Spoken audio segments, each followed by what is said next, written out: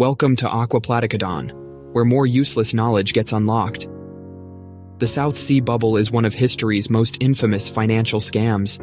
It wiped out fortunes, ruined thousands of investors, and yet, the way it worked feels eerily familiar. Why? Because the tactics used back then are still being used by scammers today. In 1711, the South Sea Company was founded with the promise of opening up highly profitable trade routes in South America. Britain was at war with Spain, and yet somehow investors believed that South Sea Company would gain exclusive rights to trade in Spanish-controlled territories. The truth? The company barely engaged in any real trade. It was essentially a stock-selling scheme designed to absorb government debt. The more investors they pulled in, the higher the stock prices soared. And to make sure people believed in the opportunity, they needed credibility. Enter the so-called trustworthy figures. First, the British government played a major role in pushing the company forward. By allowing South Sea Company to take on national debt, they gave it a stamp of legitimacy. If the government was backing it, surely it must be solid, right? Then came the aristocracy and politicians.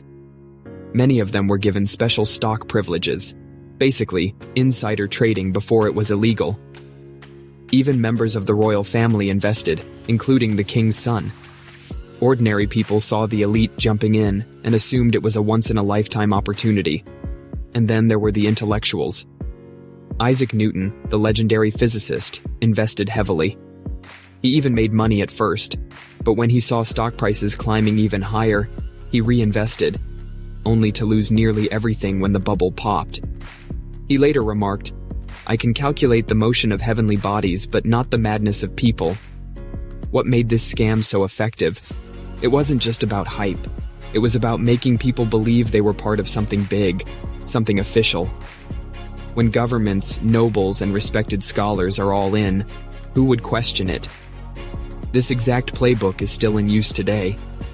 Crypto scams, Ponzi schemes, and fraudulent investment platforms follow the same structure. Promise huge profits, get celebrities or government ties to add legitimacy, and let greed do the rest. The South Sea bubble burst in 1720. Stocks collapsed, wiping out thousands of investors, including many of the insiders who thought they were safe. But the people who started it?